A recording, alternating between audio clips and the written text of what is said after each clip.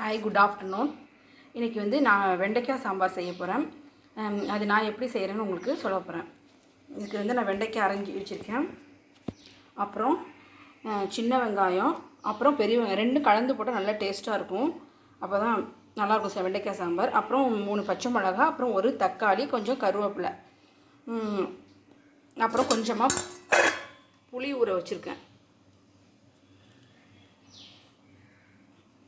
அப்புறம் கடாய் காஞ்சிட்ருக்கு. இப்போ எண்ணெய் ஊற்ற போகிறேன்.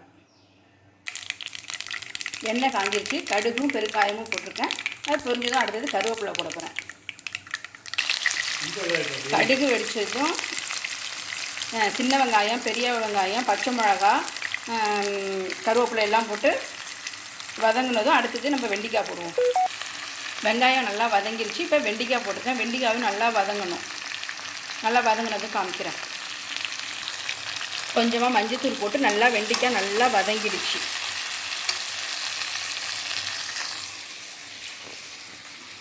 இங்கே காலிஃப்ளவர் பக்கோடாவுக்கு பெசரி வச்சுருக்கேன். சாம்பார் வச்சதும் அடுத்தது காலிஃப்ளவர் பக்கோடா போடுவோம். புளி கரைச்சி ஊற்றியாச்சு. இப்போ சாம்பார் தூளும் போட்டாச்சு.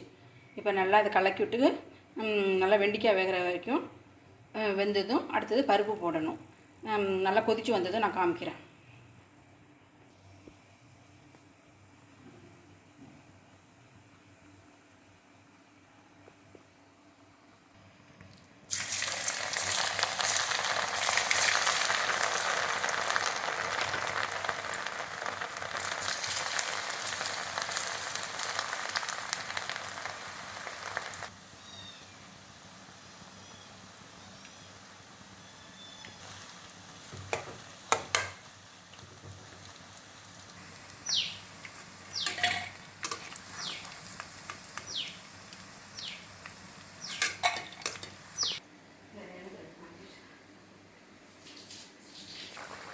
வெண்டைக்காய் நல்லா வெந்துருச்சு. இப்போ பருப்பு போடணும். துவரம் பருப்பு நல்லா மைய வேக வச்சு வச்சுருக்கேன்.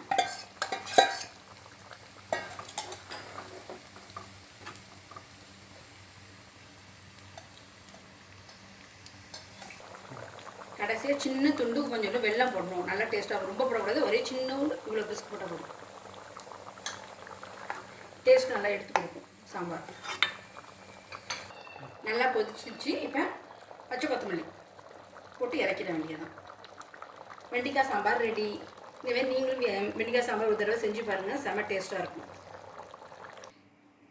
நாங்கள் ஃபஸ்ட்டு சாப்பிட்றதுக்கு முன்னாடி முதல்ல பருப்பு நெய் போட்டு தான் சாப்பிடுவோம். அது எப்படி அந்த பருப்பு நெய் செய்கிறதுன்னு உங்களுக்கு காமிக்கிறேன். கொஞ்சமாக இந்த துவரம் பருப்பு நல்லா மைய வேக வச்சுருக்கேன் இல்லையா, அதில் கொஞ்சமாக உப்பு, ரொம்ப போடக்கூடாது. கொஞ்சமாக லேசாக இத்தினோண்டு உப்பு, கொஞ்சமாக மஞ்சள் தூள், கொஞ்சமாக தண்ணி, இது எல்லாத்தையும் நல்லா மிக்ஸ் பண்ணிக்கணும். உப்பு மஞ்சத்தூள் போட்டோம் இல்லையா, அதை நல்லா மிக்ஸ் பண்ணி அடுப்பில் சிம்மில் வச்சுட்டு லேசாக ஒரு கொதி.